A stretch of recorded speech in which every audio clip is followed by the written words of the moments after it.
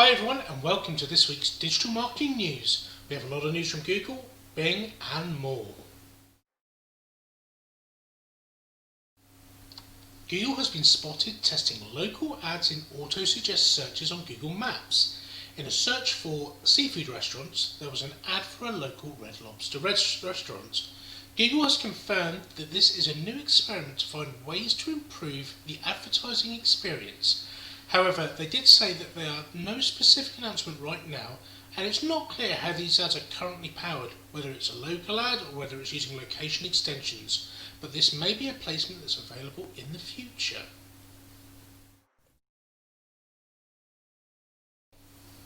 Bing Webmaster Tools has relaunched their Site Explorer tool. This provides a brand new experience that's not offered by Google Search Console.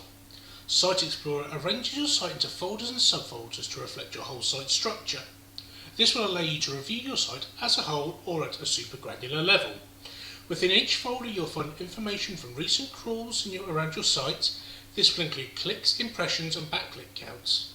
Site Explorer will allow you to show you the number of successfully indexed URLs, crawl errors, site warnings and excluded URLs. For individual URLs you'll be able to see the last crawl date, first call date, HTTP code and whether or not it's HTTPS. Bing calls this tool a one-stop solution for checking the SEO status and URL health.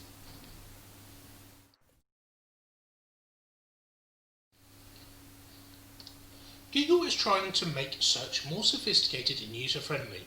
They've also confirmed that their BERT algorithm will be used on almost every single search query to understand the intent behind the natural language. Of the three main tools they've announced to bridge between online and offline world are using Duplex to update local business information using business data for physical locations and AR information about local businesses. Google Duplex is a virtual assistant tool which was originally designed to help with appointments and reservations for businesses. This tool now reaches out to businesses using Google My Business to encourage them to fully update their profiles. Google have said that the tool has been essential in over 3 million business updates on the platform. Google has been indicating popular times on local profiles for businesses to help users know when the best time to visit is. However, due to the changes in traffic to storefronts and restaurants caused by COVID-19, they've been relying on more recent data. Google has been implementing live business data for locations based on real-time mobile user data. However, some businesses have noticed inaccuracies in this information. Lastly, Google is still talking about implementing AR into maps using Google Lens capabilities. During their Search On event, they spoke about a long-promised tool which allowed users to point their camera at a business they're passing to show their Google My Business profile. This is a tool which has been long in the works and has been tried by its competitors. It'll be interesting to see how these new features benefit local businesses and whether or not Google will finally get their location AR services fully off the ground.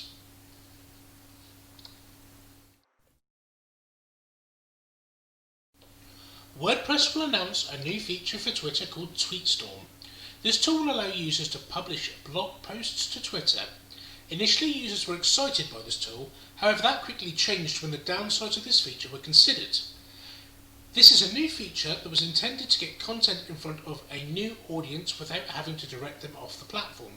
However, Twitter allows content from its platform to be embedded onto other sites, essentially allowing other users to republish your content on their own site. Due to Twitter allowing content embedding, this could make it extremely difficult to file a Digital Millennium Copyright Act or DMCA complaint. However, another flaw in this new tool is the lack of cross-site canonicals. You can't add any sort of tag to the content to indicate the original publisher. Overall, this new feature risks losing control of your content and copyright, with many WordPress users completely against it.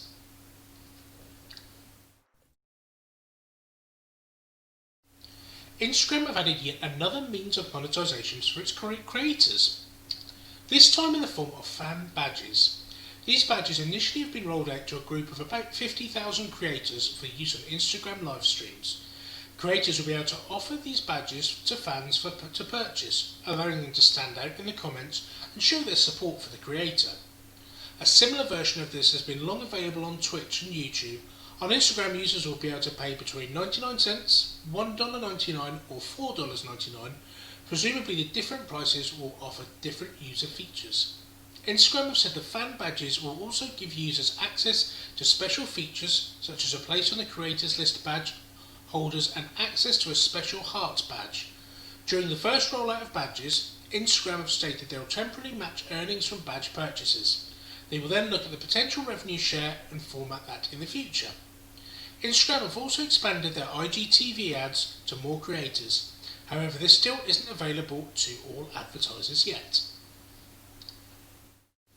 We hope this week's video was informative and we look forward to seeing you again next week.